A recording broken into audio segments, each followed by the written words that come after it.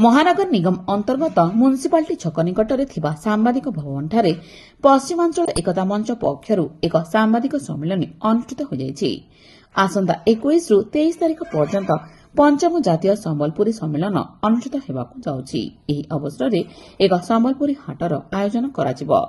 उद्यापनी संध्यारे केन्द्रमंत्री धर्मेन्द्र प्रधान, पंचायती राज मंत्री रवि नायक, विधायक प्रसन्न आचार्य, जयनारायण मिश्र, झारसुगुड़ा विधायक, बरगढ़ विधायक प्रमुख अतिथि माने जोगदेवे बोली आयोजित सांबादिक सम्मेलन रे आयोजक माने कहिसंती। पंचम साहित्य सम्मेलन जे आयोजन होगा जाउछे जातीय सम्मेलन ताले सब सांबादिक भाई मान को हम ए प्रोग्राम में स्वागत करूछु। पंचम जातीय सम्मेलन के हिसाब रे तके हमें आयोजन करिछु से नेगिरी आपन को मानस पक्षी विशेष सूचना देवे आम संगे मानस पक्षी को से विषय सम्यक सूचना देवे। आज संग्राम